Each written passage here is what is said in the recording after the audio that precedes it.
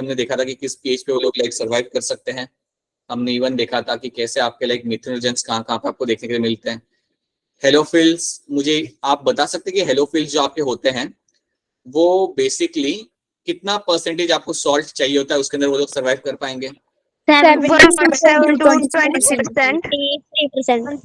ठीक है, हाँ जी, 17 to 23% अगर आपका सॉल्ट कंसंट्रेशन अगर आपका रहता है, then you can find them surviving over there, you can find them thriving over there. So that is something you can find with your this bacteria which are your helophils. Okay, अब helophils, methanogens और thermoacidophils, इन तीनों में से आपका obligate anaerobe कौन है? Methanogens. Right, methanogens is going to be your obligate anaerobes, right, बिल्कुल सही। बाकी दो जो है आपके वो है आपके फैकल्टेटिव एनारोब्स, तो they are going to be facultative anaerobes जो दोनों कंडीशन में आप यहाँ पे सर्वाइव कर सकते हैं। So this is something we have seen, ये सब चीजें हमने पिछले क्लास में देखी थी। तो आज का ऑब्जेक्टिव हमारा ये होगा, आज का ऑब्जेक्टिव हमारा रहेगा to understand reproduction in bacteria, वो फटाफट हम समझ लेंगे। एक टॉपिक है माइकोप्लाज्म, वो हमारा नेक्स्ट ऑब्जेक्टिव होगा, उसे हम फटाफट देख लेंगे and then will move on to the Protista. उसके बाद हम लोग प्रोटिस्टा वाले स्लाइड पे हम लोग मूव करेंगे। So let's quickly have a look at this and फटाफट इस चीज को हम लोग यहाँ पे देख लेते हैं। So let me jump on over here.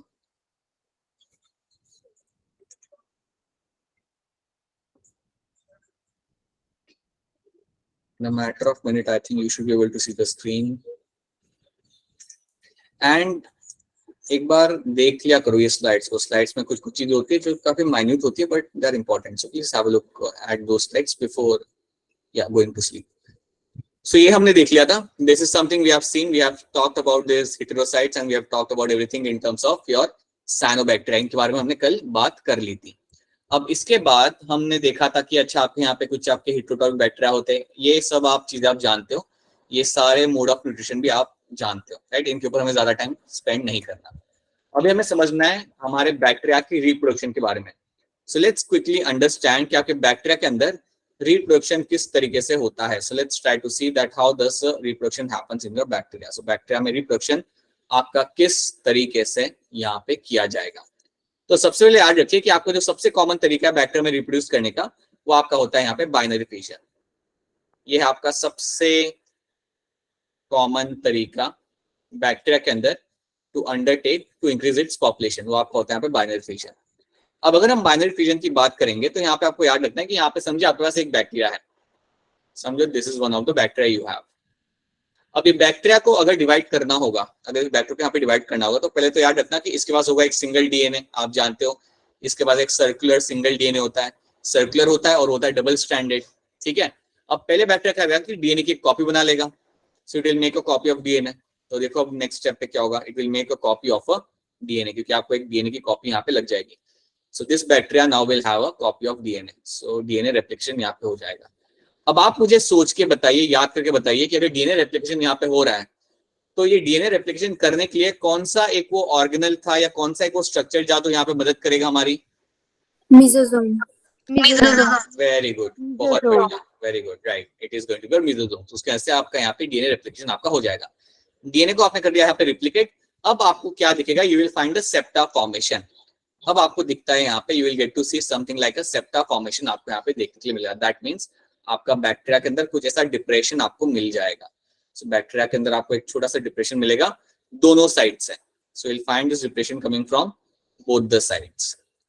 और जो डिप्रेशन यहाँ पे आपका दिख रहा है, इस डिप्रेशन को हम यहाँ पे बोलते हैं एज अ सेप्टा। सो इसको हम बोलते हैं यहाँ पे septa formation. This is your septa formation. ये चीज आपके यहाँ पे हो जाएगी, राइट, ये चीज आपके यहाँ पे हो गई। उसके बाद याद रखना आपके दोनों जो डीएनए यहाँ पे है वो आपके आ गए दोनों साइड में। सो वो the DNA will be on the respective side पे वो आ चुके हैं, दोनों अलग कॉर्नर में आ चुके हैं। आप और 5 मिनट आपके यहाँ पे देखोगे, you will come after 5 minutes, आप ऑब्जर्व करते हो, आपको दिखेगा कि आपके दो अलग अलग बैक्टीरिया यहाँ पे बन चुके होंगे। So now you have two different bacteria which have been formed. तो इस तरीके से आपके एक बैक्टीरिया में से दो बैक्टीरिया यहाँ पे बन जाएंगे और इसको हम बोलते हैं यहाँ पे एज अ बाइनरी फिशन। याद रखना एक बैक्टीरिया को डिवाइड करने के लिए लगते हैं 20 minute. It will take around 20 minutes to make one more bacteria. So हर 20 मिनट बाद बैक्टीरिया डिवाइड करता है। Try to imagine this thing, after every 20 minutes you have one more bacteria. So you can imagine कि bacteria कम time में कितना number बढ़ा सकते, like they can increase in like a very huge number, ठीक है। तो ये बात रखना, एवरी 20 मिनट्स बैक्टीरिया डिवाइड। तो ये चीज आपको यहाँ पे होते हुए मिलेगी, and that is called as my binary fission. तो इस तरीके से आपका बैक्टीरिया डिवाइड करता है। इस तरीके से बैक्टीरिया अपना बहुत ज्यादा नंबर बढ़ा सकता है कम टाइम के अंदर, और ये सबसे कॉमन तरीका है उसके रिप्रोड्यूस करने का। सो that is your binary fission. दूसरा टर्म हम यहाँ पे यूज करेंगे, that is my genetic recombination. तो सेकेंड टर्म हम यहाँ पे देखेंगे, that is your genetic recombination. अब यहाँ पे क्या होता है हम अगली स्लाइड पे देखेंगे। तो याद रखना, एक तो होता है बाइनरी फिशन और एक होता है आपका जेनेटिक रिकॉम्बिनेशन, और तीसरा होता है यहाँ पे जिसे हम कहते हैं एंडोस्पोर फॉर्मेशन। एंडोस्पोर्स फॉर्मेशन ये भी एक तरीका है जिसके थ्रू आपका बैक्टीरिया अपना पॉपुलेशन या अपना नंबर यहाँ पे बढ़ाएगा। So let's try to see this. इसको भी हम यहाँ पे देखते हैं। तो पहले हम फटाफट पढ़ लेते हैं बाइनरी फिशन में यहाँ पे क्या होगा। It is the most common method of bacterial reproduction. सबसे कॉमन है आपका ये। First of all DNA replication takes place in the bacterial cell. बिल्कुल पहले आपका डीएनए रेप्लिकेशन होगा, वो करना जरूरी है। Under favourable condition bacterial cell divides into two cell due to formation of a septum. Septum के जैसे आपके यहाँ पे दो सेल आपके यहाँ पे बन जाएंगे in the center of the cell. Each daughter cell grows into a new bacterium. हर एक daughter cell will grow into the new bacterium. सारी स्टेटमेंट्स मैंने आपको पहली स्लाइड पे समझा दी थी, तो ये काफी सिंपल स्टेटमेंट्स हैं जिन्हें आप यहाँ पे देख सकते हो। सो that is what happens in the binary fission. अब अगर मैं बात करता हूँ मेरे जेनेटिक रिकॉम्बिनेशन की, तो ये थोड़ा सा अलग होता है। अब अज्यूम करते हैं आपके पास एक एनवायरमेंट के अंदर, एक तालाब के अंदर, एक पॉन्ड के अंदर आपके पास यहाँ पे दो बैक्टीरिया है। ऑब्वियसली बैक्टीरिया तो बहुत सारे होते होंगे वहां पे, but let's say you have two bacteria over here, right. एक बैक्टीरिया यहाँ पे खड़ा है और एक बैक्टीरिया यहाँ पे खड़ा है।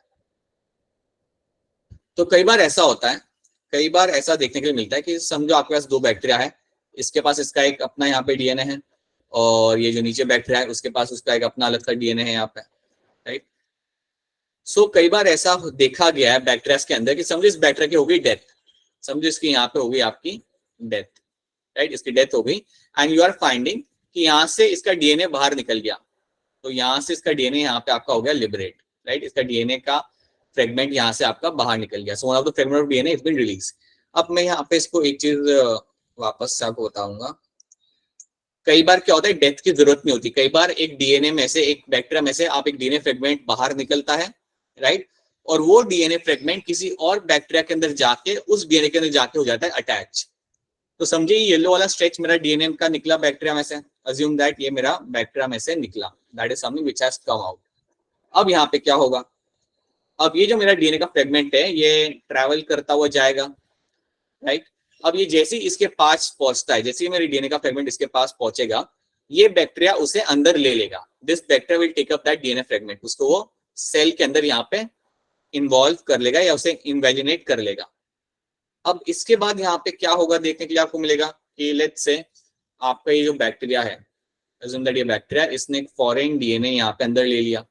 अब जैसे उसने फॉरेन डीएनए यहाँ पे लिया तो वो होगा क्या, अब आपको एक रिकॉम्बिनेंट यहाँ पे देखने के लिए मिलेगा। उसके पास खुद का तो डीएनए था ही, उसने बाहर से भी थोड़ा सा डीएनए यहाँ पे ले लिया। उसने बाहर से भी एक थोड़ा सा येलो वाला डीएनए यहाँ पे ले लिया। तो ये जो कंडीशन यहाँ पे हुई, इसको हम बोलते हैं यहाँ पे एज अ जेनेटिक रिकॉम्बिनेशन।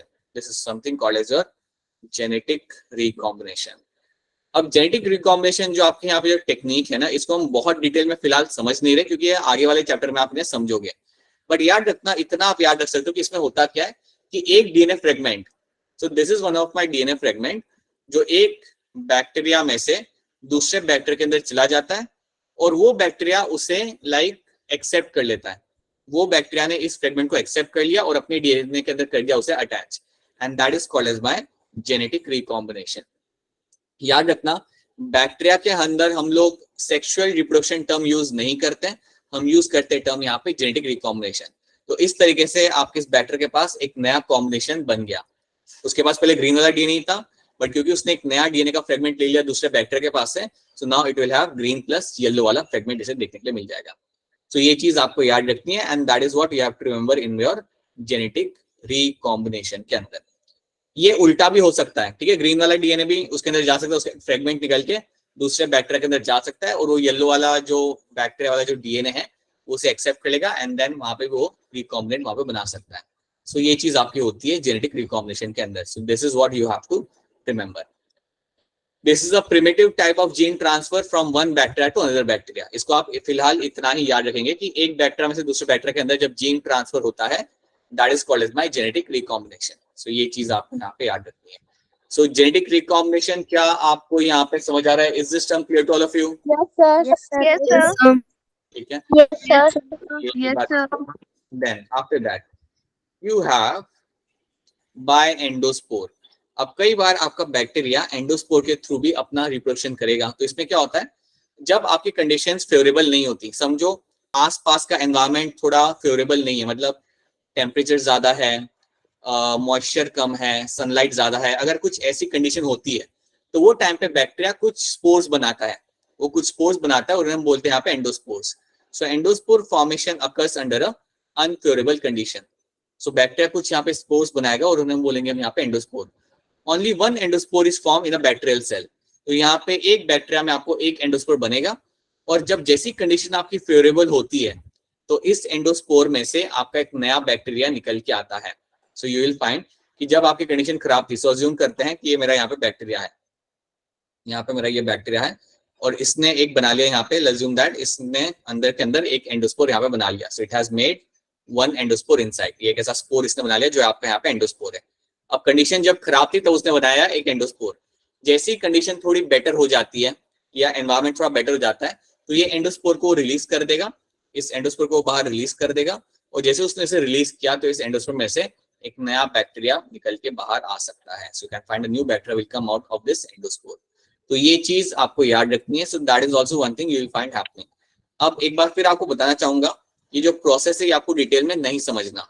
ये प्रोसेस आपको डिटेल में कभी भी नहीं समझना कि एंडोस्पोर बनता कैसे है, क्या प्रोसेस होता है एग्जैक्टली उसका, ये आपको समझना नहीं है. नीट के लिए आपको नहीं समझना, right?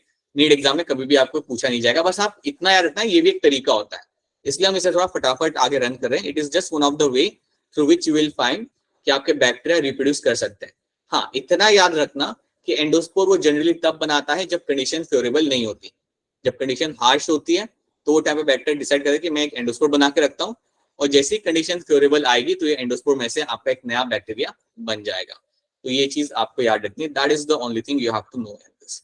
So these are the three ways of my reproduction for your bacteria. तो ये तीन तरीके आपको यहाँ पे याद रखने हैं. सबसे कॉमन आपके रहते हैं यहाँ पे binary feature. That is the most common one. That is something you have to now. After that अगला, हाँ जी, अगला जो हमारा प्रोकैरियोटिक सेल है यहाँ पे, दैट इज माय माइकोप्लाज्म. अब माइकोप्लाज्म के अगर हम बारे में बात करें तो कुछ कैरेक्टरिस्टिक्स आपको याद रखने. पहला ये होगा that it has no cell wall. It has no cell wall. इसके पास आपको सेल वॉल देखने के लिए नहीं मिलेगा. So this is something which will never have a cell wall. तो माइकोप्लाज्म के अंदर आपको सेल वॉल नहीं मिलता. याद रखना, नॉर्मल बैक्टीरिया के अंदर आपको सेल वॉल देखने के लिए मिलेगा. याद रखिए, माइकोप्लाज्म और बैक्टीरिया बनते हैं अ part of my prokaryotes. Prokaryotes के पार्ट होते मेरे बैक्टीरिया तो होते ही, उसके साथ माइकोप्लाज्म भी is a part of my prokaryotic cell. Cell wall इसके अंदर होता नहीं है, पहली चीज. दूसरी चीज, it can survive most mycoplasm Without oxygen. बहुत बढ़िया. Most mycoplasm can survive without oxygen. Most mycoplasm can survive without Oxygen. बिना ऑक्सीजन के ये लोग सर्वाइव कर सकते हैं हैप्पीली. इनको कोई दिक्कत नहीं आती. Majority of them can survive without oxygen, right? ये भी आपको यहाँ पे याद रखनी है. थर्ड इंपॉर्टेंट ट्रेट आप याद रखो कि दे आर पैथोजेनिक. ये लोग डिजीज कॉज कर सकते हैं. So they are going to be pathogenic. ये लोग कई सारी डिजीज कॉज कर सकते हैं ह्यूमंस या एनिमल्स के अंदर. So they are going to be pathogenic in nature. So देखा गया कि mycoplasma has a potential to cause a disease. तो इसलिए मैंने यहाँ पे टर्म यूज किया पैथोजेनिक. पैथोजेनिक अगर मैं टर्म कहीं पे भी यूज करूँ, याद रखना कि ये डिजीज कॉज करेंगे या इनमें पोटेंशियल है कि डिजीज कॉज कर सकते हैं. तो ये कुछ तीन इंपॉर्टेंट ट्रेट्स है. सेल वॉल नहीं होती, सर्वाइव कर सकते हैं ऑक्सीजन के अंदर, down to pathogenic, right? And they are the smallest cell in the living world. So that is also one thing you have to know. तो यहाँ पे कुछ ट्रेट्स हैं. Mycoplasm are unicellular, smallest prokaryotic organisms. The diameter of the cell varies from 0.1 mm to 0.3 mm, right? 0.1 micrometre से लेके 0.3 micrometer तक आपका हो जाएगा. सेल वॉल आपके पास नहीं मिलती. Most of the species of microplasm can survive without oxygen, बिना ऑक्सीजन के लोग सर्वाइव कर सकते हैं। And many microplasm are pathogenic in animals and plants, plants और एनिमल्स के अंदर ये काफी ज्यादा डिजीज कॉज करते हैं। तो ये चीज आपको यहाँ पे याद रखनी है। These are the only 4 characters, यही 4 कैरेक्टर आपको याद रखना है और ज्यादा आपको कुछ याद नहीं रखना। अगर आपका क्वेश्चन बन जाए तो इन 4 कैरेक्टर के ऊपर बेस्ड ही बनेगा, इसके बाहर आपको नहीं बनेगा, राइट? तो ये याद रखना, और ये इनसाइट में भी मेंशन किया हुआ है, सो प्लीज मेक श्योर कि आप इसे याद रखें। So that is your microplasm and these are the traits you have to know.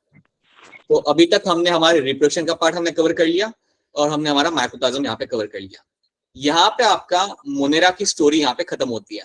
So Monera plus all the archaebacteria वाली स्टोरी यहाँ पे आपकी हो जाती है खत्म। So that is what gets completed over here. तो इतना आपको याद रखना है इन टर्म्स ऑफ मोनेरा। अगर आप इतना याद रखते हो तो आप देख सकते हो you will be able to solve majority of the question, I would say most of the question from your PYQ वाले सेक्शन में से। जो भी आपने प्रीवियस अगर आप क्वेश्चन हो तो सारे के सारे आपसे यहाँ पे सॉल्व हो जाएंगे। So that is something you have to know, ठीक है? Okay, now along with that अभी मैं आपसे कुछ क्वेश्चन पूछूंगा, फटाफट आंसर करना ताकि हम हमारे प्रोटिस्टा के ऊपर जंप कर सकें। मुझे बताइए कि आपकी जो सेल मेम्ब्रेन होती है आपके आर्किबैक्टीरिया के अंदर, उसमें क्या देखने को आपको मिलता है?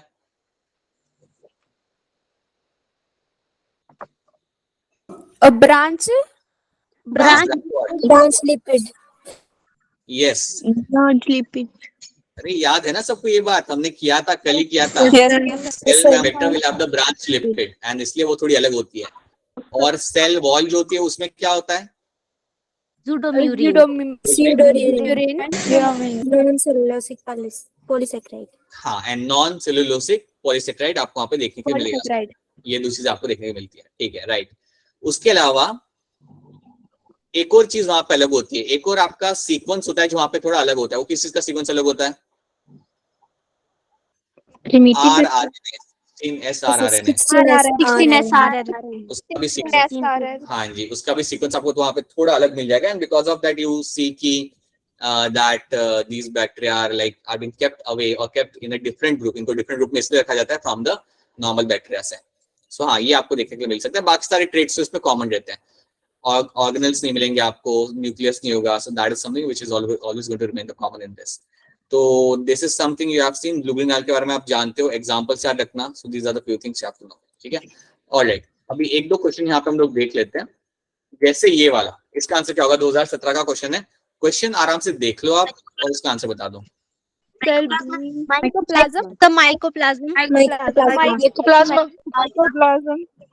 ठीक है, so mycoplasma is going to be your right answer, बिल्कुल सही। सेल वॉल इसके पास नहीं है, राइट? पैथोजेनिक होते हैं and can survive without oxygen. अभी अभी हमने ये ट्रेड देखे थे, so that's mycoplasm. Yes, sir. Right, then this is something you have done, this is something you have, ठीक है। ये बताओ, DNA replication bacteria occurs when? DNA replication bacteria में कब होता है? ध्यान से देखो 4 ऑप्शन और try to answer this. Within nucleus. Within nucleus. Within nucleus. ठीक है, सुनो मैं समझाता हूँ। हाँ जी, Option. अरे सुनो, ठीक है मैं बताता हूँ। Option D. हाँ जी, Option D. ऑलराइट, चलिए अब आंसर करता हूँ। अरे हाँ, रुको। सो डीएनए रेप्लिकेशन इन बैक्टीरिया अकर्स बोला कि कब होता है? ऑप्शन है आपका विद इन द न्यूक्लियोलस। अरे न्यूक्लियोलस तो होता ही नहीं है, याद करो हमने बोला था कि न्यूक्लियोलस प्रोकैरियोट्स में नहीं होता, राइट? Yes, sir. ये बात भी आपको बोली थी और मैंने आपको ये भी बताया था कि न्यूक्लियोलस का हमारे अंदर काम क्या होता है। तो बता दो न्यूक्लियस का हमारे अंदर काम क्या होता है या यूकैरियोट्स में काम क्या होता है? बताओ बेटा, बताओ, ऐसे चुप मत रहो, बताओ न्यूक्लियस का काम क्या होता है एक यूकैरियोटिक सेल के अंदर? Ribosome formation, ribosomes formation. इतने जल्दी ऐसे इवेपोरेशन होगा सेरेब्रल कॉर्टेक्स में से तो कैसे चलेगा? राइबोसोम फॉर्मेशन होता है आपका न्यूक्लियस का काम, ठीक है? एक ये मेन आप यहाँ पे काम याद रखते हैं, यूकैरियोट्स के अंदर, बैक्टीरिया में ही नहीं होता, right? Just before the transcription आप यहाँ पे आंसर सही नहीं है, ऐसा नहीं होता। प्रायर टू फ्यूजन आप यहाँ पे सही आंसर आएगा। देखो, फ्यूजन होने के पहले ही तो करना जरूरी है डीएनए रेप्लिकेशन, समझो इस बात को।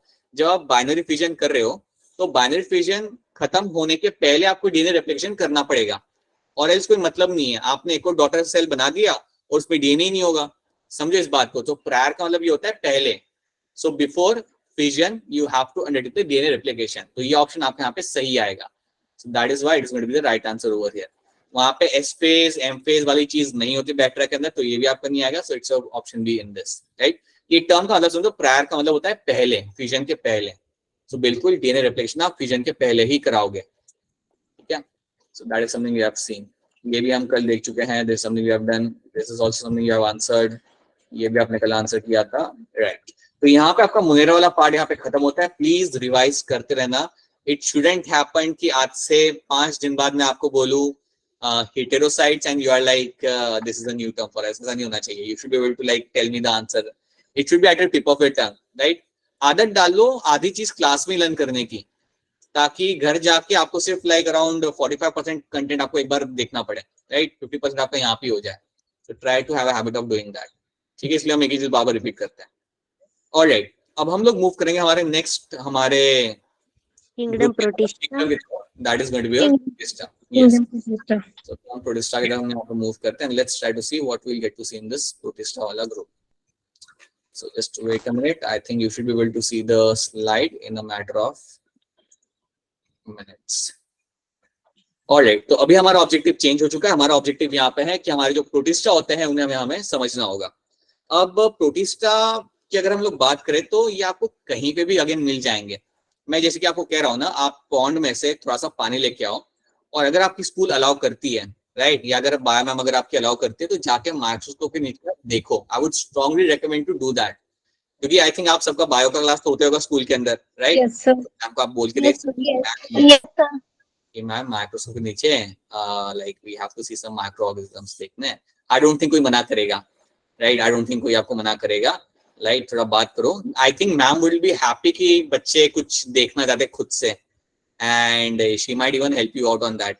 सो एक पॉन्ड में से थोड़ा सा पानी लेके जाओ इकट्ठा करके, एंड फिर ड्रॉपर से उसे स्लाइड पे डालो, एंड देन उसके ऊपर आप डालो कवर स्लिप डालना भूलना मत.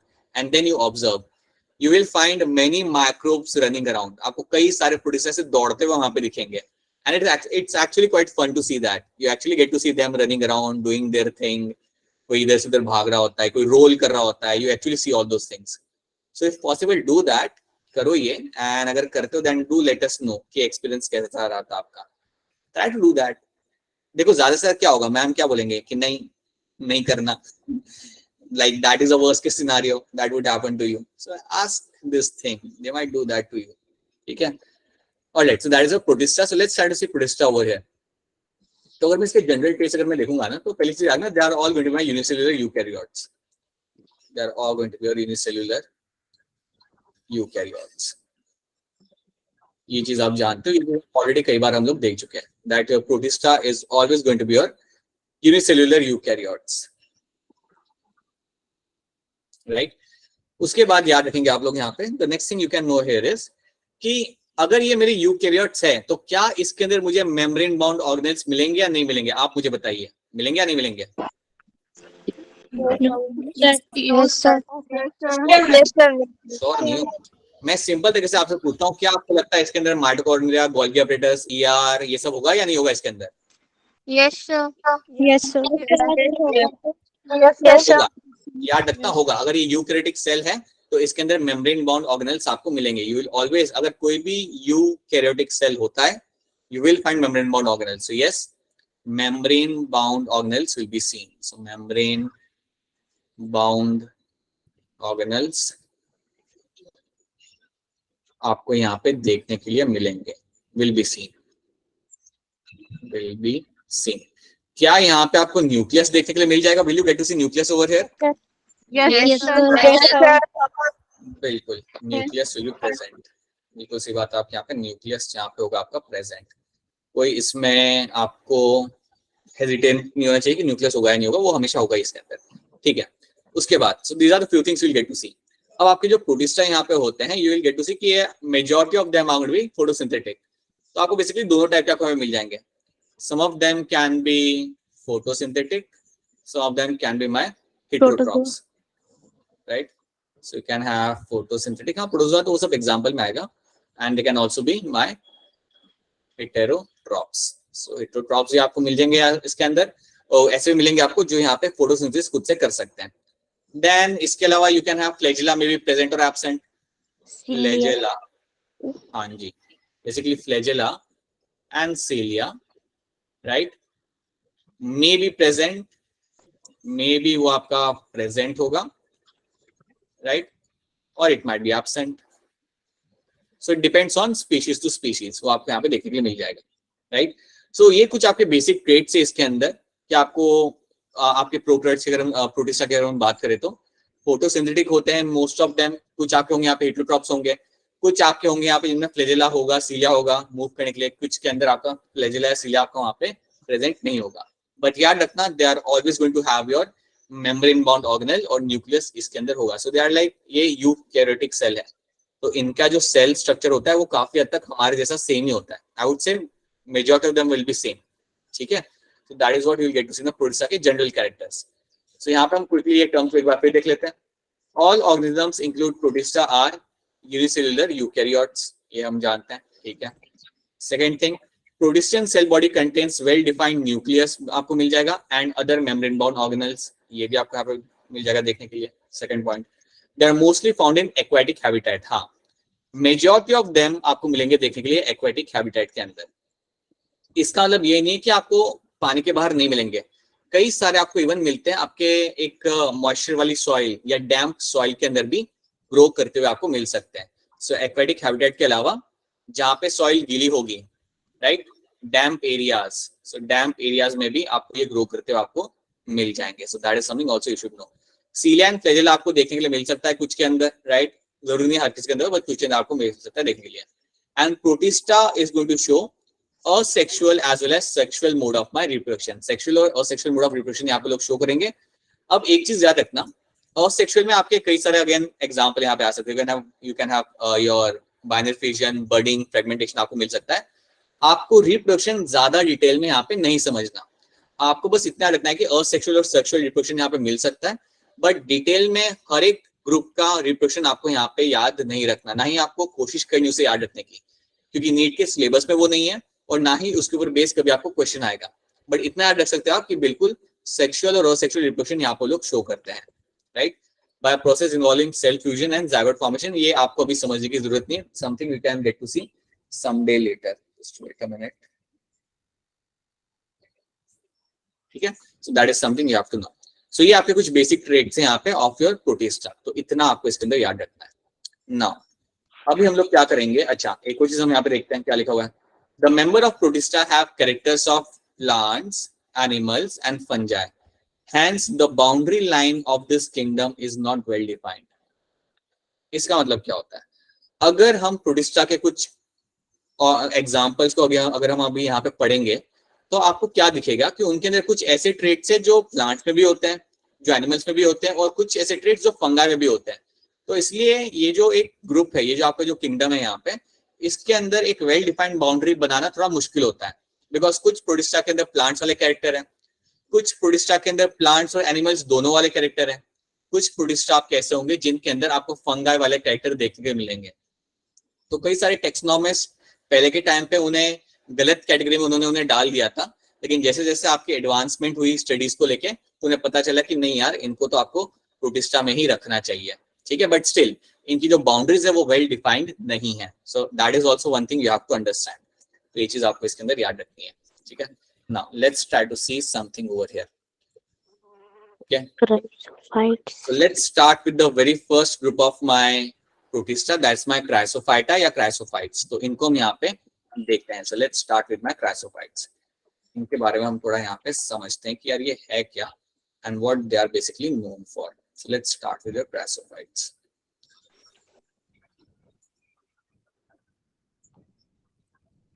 अब यहाँ पे इनके जो कैरेक्टर मैं आपको बताऊंगा वो सारे के सारे कैरेक्टर आपको याद रखना है, right. These are the character जो आपके पोटेंशियल क्वेश्चन बनते हैं. तो नीट के अंदर उन्होंने यही करना है, उन्होंने आपके सामने क्वेश्चन इनके कैरेक्टर के ऊपर बेस्ड रखेंगे वो लोग. So that's why let's pay attention to the character and let's try to remember them. First of all they are going to be aquatic.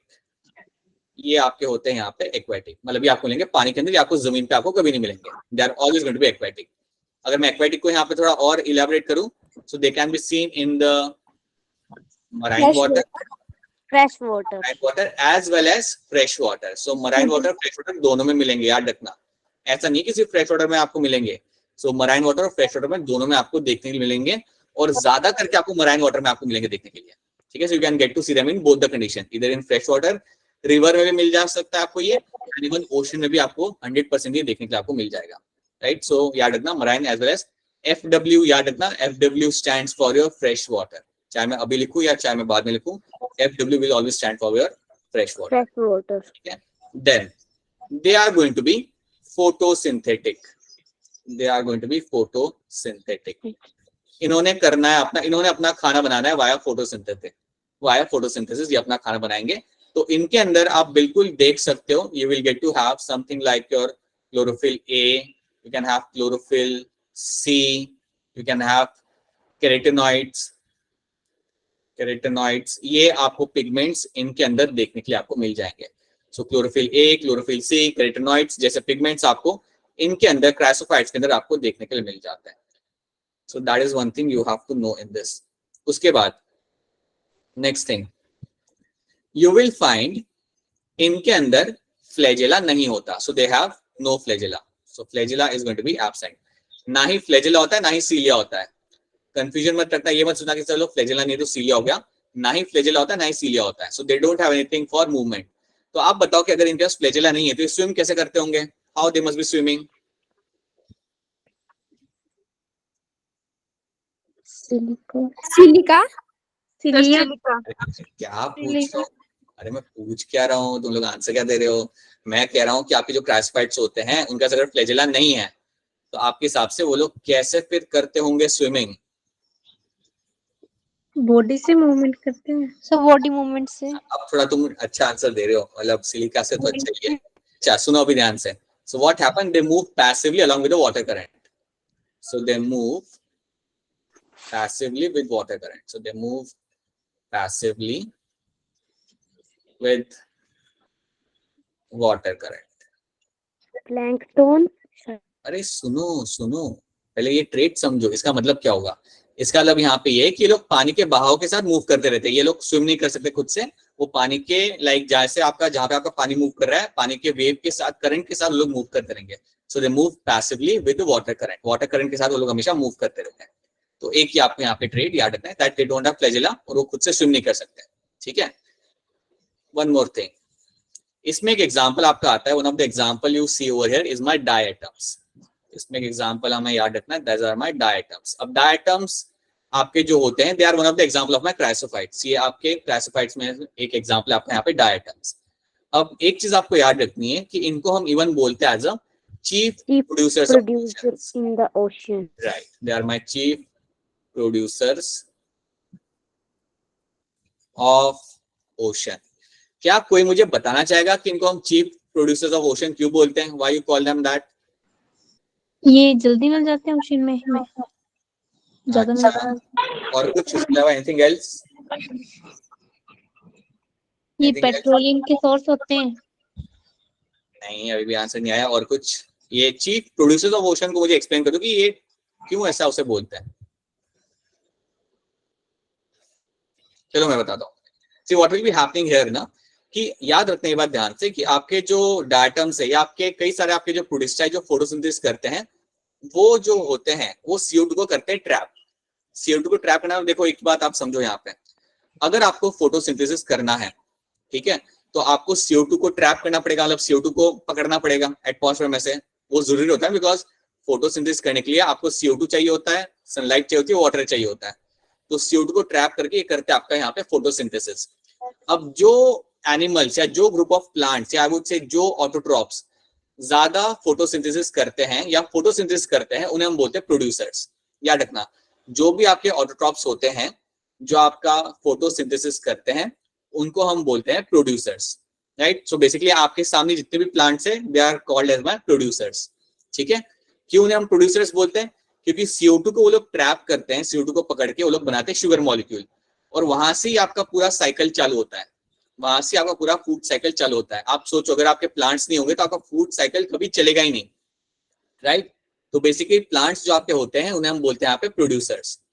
अब ओशन के अंदर क्या होता है, ओशन में आपके पास प्लांट्स नहीं है, ओशन में आपके पास है क्राइसोफाइट्स, ओशन में आपके पास है फोटोसिंथेटिक प्रोटिस्टा, और इसलिए हम इन्हें बोलते हैं यहाँ पे as a chief producers of the ocean, क्योंकि आपके ओशन के अंदर, एक सी के अंदर आपको प्लांट्स तो वहां पे मिलेंगे नहीं, प्लांट्स तो वहां पे होंगे नहीं जो आपके लिए खाना बना, आपके लिए CO2 को ट्रैप करेंगे, आपके लिए फोटोसिंथेसिस करेंगे, राइट। लेकिन आपके पास है यहाँ पे क्राइसोफाइट्स, या I can say you have over here photosynthetic protista, और इसलिए इनको हम बोलते हैं यहाँ पे as a chief producers of the ocean, क्योंकि ये आपके ओशन के प्रोड्यूसर्स हैं। These are my photosynthetic protista. And photosynthetic protista जो होते हैं ना बेटा, याद रखना, ये आपके ओशन में, राइट, और आई वुड से आपके प्लैनेट पे 80% आपका जो फोटोसिंथेसिस करते हैं वो ये लोग करते हैं। 80% photosynthesis, they are the one who are doing that. So 80% photosynthesis जो प्लैनेट पे हो रहा होता है ना, वो तो इन लोगों ने करना है। This is done by my photosynthetic protista, ये बात याद रखना। और आप ये समझ भी सकते हो, आई टेल यू व्हाई 80%, क्योंकि 75% तो एरिया कवर है वाटर से। आपके प्लैनेट के ऊपर 75% एरिया तो आपका वाटर से कवर है। तो आप सोचो कितना कम लैंड है आपका, you have only 25% land, right. और आप मुझे बताओ 25% लैंड के ऊपर क्या पूरा का पूरा एरिया ट्रीज ने कवर करके रखा हुआ है? Is that true? No sir. No, sir. No, sir. बिल्कुल नो जो आपका लैंड है उसमें ट्री ने कवर नहीं किया हुआ। आपके नॉर्थ पोल साउथ पोल में तो आपको इतना ट्री कवर मिलता भी नहीं है, प्लांट कवर आपको मिलता भी नहीं है। तो याद रखना, ये जो आपके फोटोसिंथेटिक प्रोटिस्टा होते हैं उनको हम बोलते हैं, like we know them as a main producers, या हम कह सकते हैं कि 80% जो प्लैनेट पे जो CO2 फिक्स किया जाता है या फोटोसिंथेसिस किया जाता है वो ये लोग करते हैं। सो 80% of photosynthesis is done by my photosynthetic protista. जितने भी आपके प्रोटिस्टा है जो फोटोसिंथेसिस करते हैं उनका एक बहुत मेजर कंट्रीब्यूशन होता है इन टर्म्स ऑफ योर फोटोसिंथेसिस। ठीक है, एक तो ये चीज आपको याद रखनी है। और डाई आइटम्स को लेके आप स्पेसिफिक याद रखना that you call them as a chief producers of ocean. ये क्वेश्चन कई बार आपका आता है एग्जाम के अंदर, इसलिए मैं आपको ये बार बार बता रहा हूँ। और जब मैं कह रहा हूँ चीफ प्रोड्यूसर, तो इसका मतलब समझो, प्रोड्यूसर वो होता है जो CO2 को ट्रैप करके आपका फोटोसिंथेसिस करके खाना बनाता है, और ये चीज आपके करते हैं यहाँ पे diatoms. So diatoms are called as my chief producers of ocean. ठीक है, तो ये चीज आपको यहाँ पे याद रखनी है। अब मुझे बताओ, क्या ये टर्म अब आपको यहाँ पे क्लियर है? Is this term clear to all of you? Yes, sir. Right, ये याद रखना। और ये बात आप हमेशा याद रखना कि अगर प्रोड्यूसर हट गए ना नीचे से, तो आपका पूरा इकोसिस्टम कोलैप्स करेगा। अगर आप एक एरिया में से अगर आप प्लांट्स को निकाल दो, आपका पूरा इकोसिस्टम वहां पे कोलैप्स कर जाएगा, वहां पे कोई सर्वाइव ही नहीं कर सका। Understand this thing. आप नोटिस करो, आप कभी डेजर्ट में जाओ, डेजर्ट में प्लांट्स बहुत कम होते हैं, और क्योंकि वहां पे प्लांट कम होते हैं इसलिए वहां पे एनिमल्स भी कम होते हैं और बर्ड्स भी कम होते हैं। You don't see very high diversity of animals and other group of birds living over there, आपको ज्यादा नहीं मिलते हैं। लेकिन वही चीज आप जाके देखो नॉर्थ ईस्ट के अंदर, या आप जाओ वेस्टर्न घाट्स के अंदर, वेस्टर्न घाट में बहुत ज्यादा प्लांट्स है, you have highest diversity of plants over there. इतने ज्यादा प्रोड्यूसर्स है वहां पे। और उसी कॉन्टेक्स्ट में अगर आप देखोगे तो वहां पे रेप्टाइल्स भी ज्यादा है, एम्फीबियंस भी ज्यादा है, मैमल्स भी ज्यादा है। और अगर आपको याद हो तो मैंने आपको बताया था, वेस्टर्न घाट्स और नॉर्थ ईस्ट वो जगह होती है जहां पे आपको हर साल कोई ना कोई नई स्पीशीज आपको मिलती है। ये वो जगह आपकी होती है जहां पे आपको हर साल कोई ना कोई आपको नई स्पीशीज मिलती है जब आप वहां पे जाते हो एक्सप्लोर करने के लिए। सो अंडरस्टैंड दिस थिंग, जहां पे प्रोड्यूसर्स ज्यादा होंगे या प्रोड्यूसर्स की डाइवर्सिटी ज्यादा होंगी, वहां पे आपको बाकी भी डाइवर्सिटी आपको देखने के लिए मिलेगी, right. So that is something you have to know. ठीक है, so diatoms are my chief producers of the ocean and you get to see that. तो ये एक और ट्रेट आपको इसके अंदर इनके बारे में याद रखना है, that is also one thing you have to know. अब एक और पॉइंट हम यहाँ पे देखेंगे, एक और बड़ा इंपॉर्टेंट पॉइंट। अगर हम बात करते हैं इनकी सेल वॉल की, if I talk about cell wall, so cell wall will have cellulose, और सेल्यूलोज के अंदर लगा होगा आपका यहाँ पे silica. So cellulose plus silica will be seen in the cell wall. So basically यहाँ पे होता क्या है कि सेल्यूलोज की जो आपकी वॉल होती है उसके अंदर सिलिका इनग्रेन्ड होता है। So silica is seen within the wall of the cellulose. तो ऐसे आप याद रखते हो कि आपका जो सेल्यूलोज की जो वॉल होगी उसके अंदर आपको सिलिका डिपॉजिटेड आपको मिलेगा। So will find silica will be deposited in that particular wall. ये एक बहुत ही इंपॉर्टेंट पॉइंट है जो आप याद रखेंगे कि आपकी जो सेल वॉल होगी उसमें आपका सेल्यूलोज के अंदर आपका सिलिका का डिपॉजिशन आपको वहां पे देखने को मिलेगा, राइट। तो that is again a very unique character form है क्राइसोफाइट्स कि उसको आपको सिलिका देखने को मिल जाए। अब इसके वजह से होता क्या है, व्हाट विल हैपन, अब सिलिका जो होता है ना बेटा वो आपका इजीली डिस्ट्रॉय नहीं होता। आपकी जो सिलिका होता है वो इजीली डिस्ट्रॉय नहीं होता, तो इसलिए जब इनकी डेथ होती है, राइट, तो cell wall does not get destroy. Cell wall जो आपका यहाँ पे होता है वो आपका डिस्ट्रॉय नहीं होता, इज इनडिस्ट्रक्टेबल, इज इनडिस्ट्रक्टेबल। आपका सेल वॉल यहाँ पे डिस्ट्रक्टेबल नहीं है, ये आपका डिकम्पोज नहीं होता। और यही सेल वॉल जब आपका आपके ओशन के फ्लोर पे इकट्ठा होता है, जब ये सेल वॉल आपके ओशन के फ्लोर पे इकट्ठा होता है तो उसे हम बोलते हैं यहाँ पे डायएटोमेशियस अर्थ, डायएटोमेशियस अर्थ। और ये आपको काफी क्लियरली दिख जाता है, अगर आप ओशन में जाके अगर आप ऑब्जर्व कर दो ना उसके सैंड को, तो वो चमक रही होगी, वो ग्लिटर कर रही होगी। कभी आप नोटिस करना, ओशन में जाके अगर आप सैंड को देखोगे तो वो ग्लिटर कर रही होती है। तो वो ग्लिटर क्यों करे, वो चमक क्यों रही होती है? Because of the silica. और ये सिलिका कहाँ से आया? ये सिलिका आया बिकॉज ऑफ दोस क्राइसोफाइट्स। जब क्राइसोफाइट्स की डेथ होती है तो याद रखना, ये सारा जो सिलिका है जो सेल वॉल पे लगा हुआ है, ये सारा के सारा आपका ओशन फ्लोर पे इकट्ठा हो जाएगा। और एक बार ये इकट्ठा हो गया तो वो ग्लिटर करेगा, जिसे आप देख सकते हो। और ये जो आपका अर्थ होता है, ये जो आपका सरफेस होता है, इसको हम बोलते हैं यहाँ पे as a diatomaceous earth. This is called as my diatomaceous earth. तो प्लीज याद रखना that cell wall will be having silica deposited in the cellulose, right. So that is why हम इवन इसे बोलते हैं as a wall made of silica, और silica present in the wall, you can also call it like this way. तो ये आपको एक और टर्म याद रखना है। तो ये कुछ कैरेक्टर्स है जो आपको यहाँ पे पहले तो याद रखने पड़ेंगे। देयर आर फ्यू कैरेक्टर्स, पहले आप याद होगे। एक्वेटिक है, मराइन, फ्रेश वाटर, दोनों में आपको मिलेगा। It is going to be photosynthetic, आपको क्लोरोफिल पिगमेंट इसमें देखने के लिए मिल जाएंगे। फ्लैजिला इसके अंदर नहीं होगा, ये स्विम नहीं कर सकता, ये वाटर करंट से जाके मूव करेगा। डायटम एक वन ऑफ द एग्जांपल इसके अंदर, which are also called as my chief producers of ocean. और उसके अलावा प्लीज याद रखना कि जितने भी आपके फोटोसिंथेटिक प्रोटिस्टा होते हैं, 80% आपके प्लैनेट पे जो आपका फोटोसिंथेसिस हो रहा है वो लोग वो करेंगे, ठीक है। सेल वॉल में आपको लेगा सेल्यूलोज प्लस सिलिका उसमें डिपॉजिटेड होगा। सेल वॉल आपकी होती है इनडिस्ट्रक्टेबल, वो आपकी डिस्ट्रक्ट नहीं होती, और वो आपको ओशन के फ्लोर पे आपको दिख जाएगी एज अ डायएटोमेशियस अर्थ। तो क्या इतने पॉइंट्स आपको यहाँ पे क्लियर है? Are this point clear to all of you? Yes Yes, सर। sir. Yes, sir. कोई पॉइंट समझ नहीं आया तो बता दो, so I can repeat that thing. Sir diatomaceous वाला देखो, एक बार तुम्हारा इतना सोचो कि तुम्हारा डायटम है वहां पे, तुम्हारा ये प्रोटिस्टा तुम्हारा पानी में घूम रहा है, राइट, या ऐसे 100 प्रोटिस्टा तुम्हारे पानी में घूम रहे हैं, उनकी होगी डेथ। अब उनकी जब डेथ होगी तो उनका जो सेल वॉल होता है वो डिकम्पोज नहीं होता। इनका जो सेल वॉल होता है, क्योंकि उसमें सिलिका लगा होता है ना, तो डिकम्पोज नहीं होता, वो इकट्ठा हो जाता है आपके सरफेस के अंदर। आपका जो पानी के नीचे जो सरफेस होता है ना, जो लैंड होता है पानी के नीचे, उस पर वो इकट्ठा हो जाएगा। उस लैंड को या उस एरिया को हम बोलते हैं यहाँ पे डायएटोमेशियस अर्थ, ठीक है, क्योंकि उस पे पूरे सरफेस पे आपके डायएटम्स यहाँ पे आपके सेल वॉल इकट्ठा हो जाती है, क्योंकि वो डिस्ट्रक्ट हो नहीं सकती, वो डिस्ट्रक्टेबल होती नहीं है। So that earth is called as my diatomaceous earth. और उसका कमर्शियली काफी इंपॉर्टेंस होता है, जो हम बाद में देखेंगे, ठीक है। So now it's clear, I hope now it's clear to you. Yes sir. Yes sir okay, अब Yes, sir. चलिए इन सेंटेंस को हम फटाफट देख लेते हैं।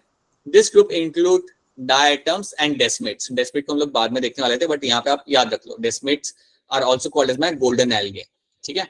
They are found in fresh water as well as marine environment. The body is covered by transparent siliceous shell, silica deposited in the cellulosic cell wall. तो cell wall के अंदर जो सेल्यूलोस से आपकी सेल वॉल होती है, उसमें आपका सिलिका डिपॉजिटेड आपको मिल जाएगा।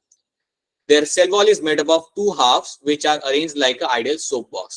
हाँ, ये एक चीज है, अगर एक और याद रखना आप यहाँ पे, आपका जो सेल वॉल यहाँ पे होता है, it appears like a soap box. ये भी एक चीज आपको यहाँ पे याद रखनी है, दैट सेल वॉल जो यहाँ पे होगा, it is more like a soap box. Cell wall will have two parts. So cell wall will have two parts. ठीक है, इसके दो पार्ट्स आपको मिलेंगे यहाँ पे देखने के लिए। तो समझो आपका एक पार्ट आपका कुछ ऐसा है, राइट, तो दूसरा पार्ट कुछ इस तरीके से होगा, जो इसके अंदर फिक्स होता होगा, जो इसके अंदर बिल्कुल एग्जैक्टली आके फिक्स होता होगा। So something like this you will get to see. So आपको जो सेल वॉल होता है, इसलिए हम उसे बोलते हैं it is like a soap box. It will have two parts, और ये दोनों पार्ट जब एक दूसरे के साथ फिक्स होते हैं, when they fix with each other, when they fix with each other, It looks like a soap box. It looks like a soap box. Soap box तो आपने देखा ही है, उसके अंदर कैसे एक ऊपर एक आपका लाइक दोनों अटैच होते एक दूसरे के साथ, वैसे ही आपका यहाँ पे सेलुलोज आपको देखने के लिए मिलेगा. सो दैट सोप बॉक्स वाली जो स्टोरी है वो याद रखना, वो क्राइसोफाइट्स के अंदर आपको रिलेट करनी है. So that is something you will find in the chrysophytes, soap box वाली कहानी. So that is what you have to know in this. The cell wall does not get destroyed after the death. So at the bottom of the sea, a very huge rock of dead diatoms are formed, which are known as diatomaceous earth. जैसे कि मैंने आपको बोला, क्योंकि death होने के बाद ये डिस्ट्रॉय नहीं होता, ये इकट्ठा होगा और इसे हम बोलेंगे यहाँ पे एज अ diatomaceous earth. तो ये एक और चीज आपको यहाँ पे याद रखनी है. So this is also one thing you have to know. ठीक है. अब इसके बाद अब हम देखते हैं यहाँ पे इसका कमर्शियल इंपॉर्टेंस क्या होता है. So let's quickly try to see what kind of commercial importance मुझे यहाँ पे देखने के लिए मिल जाएगा. कमर्शियल इंपॉर्टेंस इनका क्या हो सकता है. सो अगर मैं बात करता हूँ यहाँ पे कमर्शियल इंपॉर्टेंस की,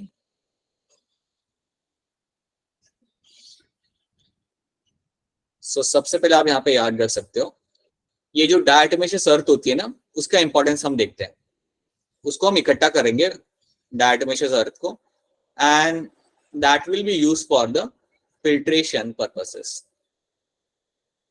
So filtration of sugar, filtration of alcohol, filtration of your any kind of syrup. तो इन सब चीजों के लिए आप यूज करते हो अपना diatomaceous earth, right? Yeah, you will be using your diatomaceous earth for this kind of filtration. So basically आप क्या करते हो, आप अपने ओशन फ्लोर पे जाके ये सब चीजों को इकट्ठा करके लाते हो, ये सॉइल को आप इकट्ठा करके लाते हो, ये पूरा जो आपका सेलोला आप इसे इकट्ठा करके लाते हो और उसको आप यूज करते हो फिल्ट्रेशन के लिए. सो that is something use for the filtration purposes. इसके बाद एक आपका ये रोल हो गया. दूसरा रोल आपका यहाँ पे ये होता है, इसको हम इवन यूज करते हैं टूथपेस्ट के अंदर. It is also use in the toothpaste के अंदर, इसको यूज किया जाता है, right? And also it is used for the polishing of metals. Polishing of metals. Metals को पॉलिश करने के लिए भी इनको हम यहाँ पे यूज कर सकते हैं. तो याद रखना, एक तो फिल्ट्रेशन के लिए आप इन्हें यूज कर लोगे, राइट, इस डायटोमेशियस अर्थ को. उसके साथ साथ इसी अर्थ को या इस सॉइल को हम लोग इवन यूज कर सकते हैं यहाँ पे टूथपेस्ट के अंदर, और even for polishing of the metal. कभी नोटिस करना, इवन टूथपेस्ट थोड़ी ग्लिटर करती है. कुछ जो टूथपेस्ट होती है वो ग्लिटर करती है, तो याद रखना वो ग्लिटर इसलिए करती है because you have certain amount of silica in that. और ये सिलिका का जो सोर्स आ रहा है आपका, वो यहाँ से ही आ रहा है. ये सिलिका का सोर्स आपका यहाँ से आपको मिल रहा होता है. तो ये भी एक और टर्म आपको याद रखना है. सो ये आपका हो गया commercial importance. This is the commercial importance you get to see. अच्छा, एक और चीज आपने सुनी होगी या शायद पढ़ी होगी कि हम लोग फिश में से ऑयल निकालते हैं. फिश में से हम लोग ऑयल एक्सट्रैक्ट करते हैं. ये कभी आपने सुना है ये बात कि फिश में से हम लोग ऑयल एक्सट्रैक्ट करते हैं? Yes, sir. फिश में से इवन व्हेल से ऑयल एक्सट्रैक्ट करते हैं. तो ये जो ऑयल आता है ना, पता है कैसे आता है? फिश क्या खाती है? फिश खाती है इन प्रोटिस्टा को, फिश खाती है इन फाइटोप्लैंक्टन्स को. और जब फिश इनको कंज्यूम करती है, इन प्रोटिस्टा को कंज्यूम करती है, तो उसमें से ही वो ऑयल बनता है. ये जो आपके जितना भी ये लोग कंज्यूम करते हैं ना, फिश या व्हेल जो भी कंज्यूम करते हैं इन क्राइसोफाइट्स को, सो उनमें से ही वो ऑयल डिराइव होता है और उसी ऑयल को आप लोग यूज करते हो कमर्शियली. तो ये भी चीज आप कहीं ना कहीं याद रख सकते हो. ये क्वेश्चन में तो शायद आपको नहीं आएगा, बट आप याद रख सकते हो. Even that is something which is been coming from this chrysophytes. और याद रखना, इनको हम इवन बोलते हैं एज अ फाइटोप्लैंक्टन्स. इनको हम इवन बोलते हैं as a, you also call them also known as, so I write NA, KA मतलब also known as your phytoplanktons.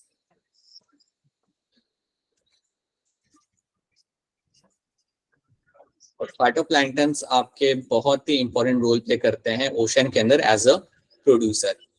ठीक है, तो ये बात आपको हमेशा याद रखनी है. तो ये कुछ ट्रेट्स है, these are few traits you have to know in terms of your chrysophytes. Chrysophyte के लिए अगर आप इतने ट्रेट याद रह रहे हैं, देन आई डोंट थिंक आपको कोई दिक्कत आएगी कोई क्वेश्चन सॉल्व करने में. अगर आपको इतनी चीजें याद रह सकती है आपको, then there won't be an issue with you.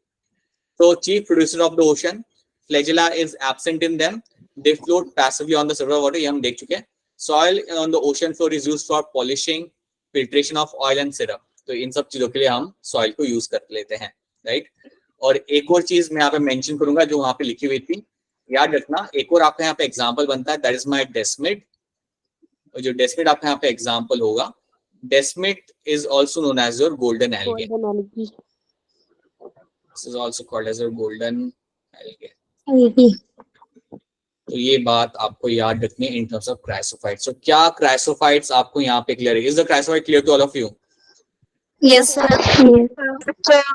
याद रखना है बिल्कुल, आपको इसके ट्रेड्स, इसके कैरेक्टर्स क्या होते हैं वो आपको क्लियरली यहाँ पे याद रखने पड़ेंगे.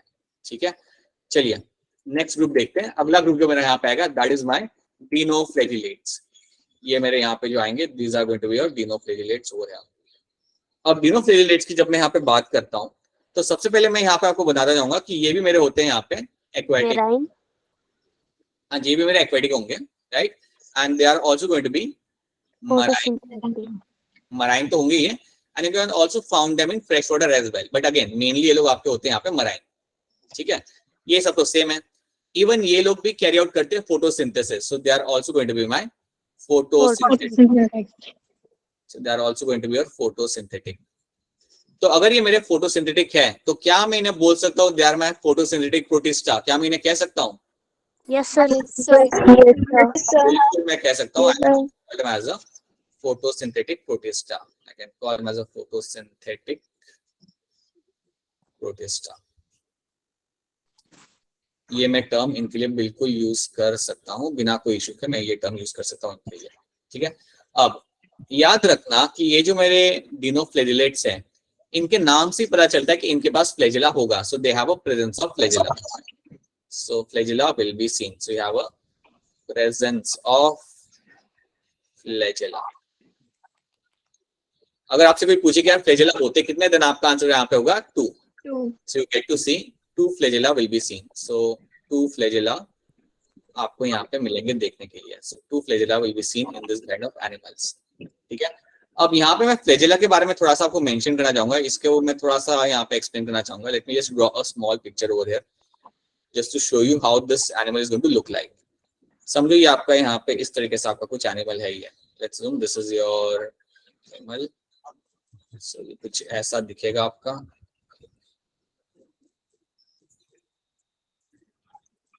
सो आपके डिनोफ्लैजिलेट्स कुछ इस तरीके से आपको दिखते हैं.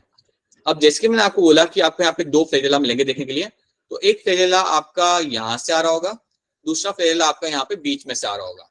ठीक है, ध्यान रखना आपके 2 फ्लैजिला होंगे, एक बीच में से आ रहा होगा, एक आपका नीचे से आ रहा होगा. तो फ्लैजिला आपके यहाँ पे 2 टाइप के होते हैं. एक फ्लैजिला आपका यहाँ होता है जिसे हम कहते हैं लॉन्जिट्यूडनल फ्लैजिला. लॉन्जिट्यूडनल फ्लैजिला एक ये आपका होगा यहाँ पे. Transversely. हाँ जी, और दूसरा आपका होता है ट्रांसवर्स फ्लैजिला.